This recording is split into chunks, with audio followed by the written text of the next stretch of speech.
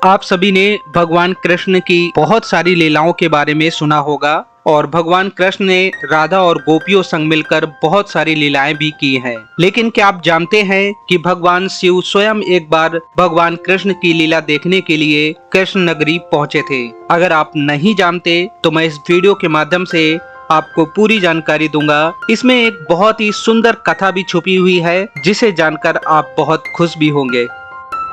भगवान कृष्ण की जो लीलाएं हैं, रासलीला है, 33 कोटि देवता भी देखना चाहते थे लेकिन वो नहीं देख सके। सिर्फ भगवान शिव ने वृंदावन में आकर भगवान कृष्ण, राधा रानी और गोपियों संग जो रासलीला है उसको देखा है। लेकिन भगवान शिव को रासलीला देखने के लिए क्या क्या करना पड़ा, इसके पीछे जो भी कथा है इस वीडियो के माध्यम से आपको पूरी जानकारी दूंगा। तो वीडियो में बने रहें और लास्ट तक जरूर देखें ताकि पूरी कथा के बारे में आपको जानकारी मिल सके। अगर आप इसी तरह हरिद्वार, ऋषिकेश, मथुरा, वृंदावन की वीडियो देखना चाहते हैं तो चैनल को सब्सक्राइब करके बेल आइकन जरूर दबा दें ताकि आने वाली हर एक वीडियो की जानकारी आपको मिलती रहे। तो दोस्तों आप शुरू करते हैं। मेरा नाम है मुकेश, आप सभी देख रहे हैं मुकेश हेल्प।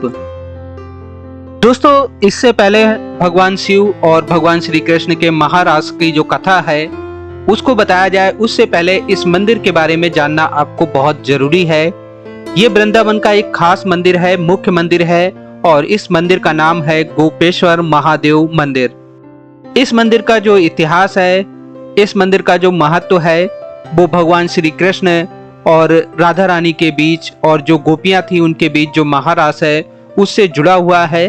तो इससे पहले हम इस मंदिर में दर्शन करेंगे और उसके बाद बताएंगे कि इस मंदिर का खास महत्व क्या है और इस मंदिर का संबंध भगवान श्री कृष्ण के महाराज से क्यों जुड़ा हुआ है। तो सबसे पहले आप सभी भगवान गोपेश्वर महादेव के दर्शन करें। एक बहुत ही प्राचीन मंदिर है और जब आप यहाँ की कथा के बारे में जान लेंगे तब तो आपको दर्शन करने में और भी ज्यादा आनंद आएगा। और जब भी आप वृंदावन आएंगे मुझे विश्वास है कि आप यहाँ पर जरूर पहुंचेंगे और भगवान शिव के इस प्राचीन मंदिर में दर्शन करेंगे। दोस्तों ये जो मंदिर आप सभी देख रहे हैं गोपेश्वर महादेव मंदिर, ये 5000 वर्ष से भी ज्यादा प्राचीन है। और यहाँ पर जो शिवाला है, जो भगवान शिव का शिवलिंग है जिसके आप सभी दर्शन कर रहे हैं, यहाँ पर भगवान शिव जो है वो 16 श्रृंगार करके वृंदावन में महाराज होता था, वहां पर जाते थे और महाराज देखते थे। यहाँ पर भगवान शिव को गोपेश्वर महादेव के नाम पर क्यों पूजा जाता है, इसकी भी जो कथा है उसी कहानी से जुड़ी हुई है।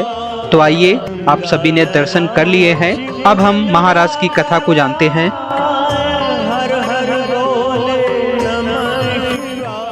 दोस्तों हजारों वर्ष पहले जब वृंदावन में भगवान श्री कृष्ण राधा संग, गोपियों संग महारास करते थे, रासलीला करते थे, तो हर एक देवता वृंदावन आकर महारास और रासलीला देखना चाहते थे।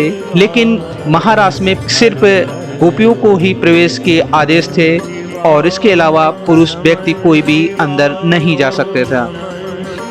एक बार भगवान शिव ने भी सोचा कि चलते हैं वृंदावन और जो भगवान श्री कृष्ण रासलीला कर रहे हैं, महारास कर रहे हैं, उसको देखते हैं। तो भगवान शिव अपने परिवार सहित, पूरे कुटुंब सहित, माता पार्वती, नंदी और जितने भी लोग थे, गणेश भगवान, सभी को लेकर वृंदावन पहुंचे। और जब उन्होंने महारास में प्रवेश करने की कोशिश की तो उस समय वहां पर द्वारपाल ललिता और विशाखा थी। उन्होंने भगवान शिव को रोक लिया। ललिता और विशाखा द्वारपाल, उन्होंने कहा महारास में सिर्फ गोपियां ही प्रवेश कर सकती हैं, पुरुष व्यक्ति प्रवेश नहीं कर सकते हैं। तो भगवान शिव ने कहा कि अब हम कैलाश से इतनी दूर आए हैं तो महाराज तो हमें देखना ही है। तो ललिता और विशाखा जो द्वारपाल थी उन्होंने कहा कि आप यमुना जी के पास जाइए और उनसे बात करिए। तो भगवान शिव यमुना जी के पास स्वयं गए। यमुना जी के पास भगवान शिव पहुंचे तो यमुना जी ने उन्हें पहचान लिया और कहा प्रभु आप यहाँ कैसे आए हैं। तो भगवान शिव ने कहा कि वृंदावन हम महारास और रासलीला देखने के लिए आए हैं, कोई ऐसा उपाय बताएं जिससे कि हम वहां पर जाकर महाराज देख सकें। तो यमुना जी ने कहा कि प्रभु आपको तो कोई भी पहचान लेगा, आप कैसे जाएंगे। तो भगवान शिव ने कहा कि मुझे आप गोपी बना दीजिए और आप भगवान श्री कृष्ण और राधा मैया का श्रृंगार करती हैं आप मेरा 16 श्रृंगार करके मुझे गोपी बना दीजिए ताकि मैं महारास में प्रवेश करके महारास को देख सकूं। तो यमुना मैया ने भगवान शिव का 16 श्रृंगार किया और उनको गोपी का रूप धारण कराया और उसके बाद भगवान शिव महारास में प्रवेश कर गए। तो उस समय जब महारास चल रहा था और पूरा जो महारास है वो संगीतमय हो गया, तो भगवान शिव जो है अपने आप को रोक नहीं सके और वो ताल में ताल मिलाने लगे और पूरी तरह से झूमने लगे।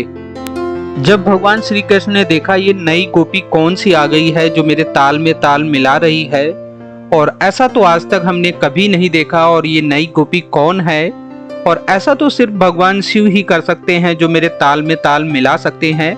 तो उन्होंने जो उसका मुख है वो देखने की कोशिश करी, और भगवान शिव ने इतना लंबा घूंघट कर रखा था कि वह भगवान श्री कृष्ण उनको नहीं देख सके। तो उन्होंने महारास को थोड़ी देर के लिए रोक दिया और जितनी गोपियां थी सबको एक लाइन में खड़ा कर दिया, और भगवान श्री कृष्ण ने कहा कि आज मैं सभी जितनी भी यहाँ पर गोपी हैं सभी का मुख देखना चाहूँगा।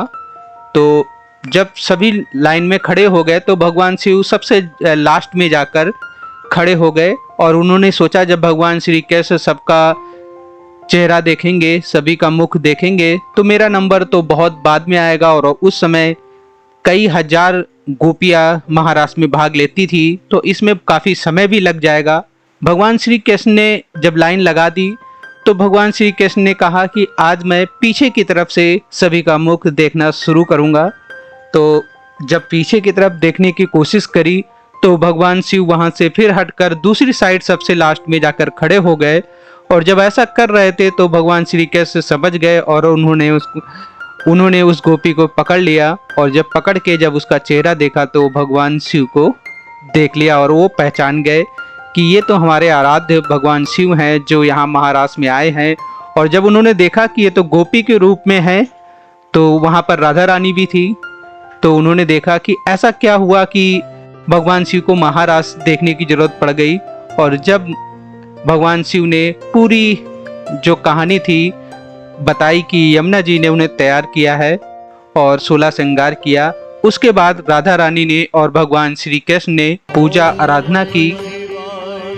वीडियो अच्छी लग रही है तो प्लीज लाइक करने के साथ आगे शेयर जरूर करते जाएं ताकि ज्यादा से ज्यादा लोगों तक यहाँ की जो कथा है, इस मंदिर की जो जानकारी है वो पहुँच सके। और जब से ही ये गोपेश्वर महादेव मंदिर का महत्व है और राधा रानी ने भगवान शिव का 16 श्रृंगार किया, और यहाँ पर गोपेश्वर के रूप में, क्योंकि भगवान शिव उस समय गोपी के भेष में थे, जब ही से इस मंदिर का नाम गोपेश्वर रखा गया, क्योंकि गोपी प्लस ईश्वर, ईश्वर मतलब भगवान शिव, और उन्हीं को मिलाकर इस मंदिर का नाम गोपेश्वर महादेव रखा गया। तो ये है इस प्राचीन मंदिर की कहानी और एक कथा, जिसे जानने के बाद आप समझ सकते हैं कि इस मंदिर का जो महत्व है और भी ज़्यादा बढ़ जाता है। और ये मंदिर 5000 वर्ष से भी ज़्यादा प्राचीन है, और यहाँ पर शाम के समय आज भी भगवान शिव का 16 श्रृंगार किया जाता है, और भगवान शिव उसके बाद महारास में देखने के लिए जाते हैं। और दोस्तों मैं आपको बताना चाहूँगा ये विश्व का एकमात्र ऐसा मंदिर है, या कह सकते हैं कि एकमात्र शिव मंदिर है जहाँ पर भगवान शिव का एक स्त्री रूप में श्रृंगार किया जाता है, 16 श्रृंगार किया जाता है। तो आप जब भी यहाँ पर आकर आप दर्शन कर सकते हैं और इस मंदिर का महत्व को समझ सकते हैं। तो दोस्तों ऐसे ही मंदिर परिसर में कई और मंदिर हैं, जैसे कि यहाँ पर माता पार्वती जी का भी मंदिर है, अन्नपूर्णा माता का भी मंदिर है। तो जब भी आप वृंदावन आते हैं तो गोपेश्वर महादेव मंदिर जरूर आएं, क्योंकि इसकी जो महिमा है वो सबसे अलग है और ऐसा विश्व में एकमात्र मंदिर है। दोस्तों अगर आप गोपेश्वर महादेव मंदिर आना चाहते हैं तो सबसे पहले तो आप मथुरा पहुँचे। मथुरा से ऑटो, ई रिक्शा या बस भी चलती है, आप उसके बाद वहां से वृंदावन पहुँचे। और ये मथुरा स्टेशन से ये मंदिर की दूरी लगभग 15 किलोमीटर के आसपास है, तो आप आसानी से यहाँ पर आकर दर्शन कर सकते हैं। और मथुरा में वृंदावन में बांके बिहारी मंदिर भी है, तो वहाँ भी दर्शन करें। राधा वल्लभ, ऐसे बहुत सारे मंदिर हैं, तो आप यहाँ पर आकर दर्शन कर सकते हैं। तो उम्मीद करते हैं दोस्तों आज की ये वीडियो आप सभी को अच्छी लगी होगी। ऐसे ही मथुरा, वृंदावन, हरिद्वार, ऋषिकेश की वीडियो देखने के लिए चैनल को सब्सक्राइब जरूर करें और बेल आइकन भी दबा दें ताकि आने वाली हर एक वीडियो की जानकारी आपको मिलती रहे। तो दोस्तों जाते जाते आप सभी से रिक्वेस्ट है कि वीडियो को शेयर करके जरूर जाएं ताकि गोपेश्वर महादेव मंदिर की जो इतिहास है, जो कथा है, ज्यादा से ज्यादा लोगों तक पहुंच सके। आप सभी अपना ख्याल रखें। जय हिंद, जय गंगे माता।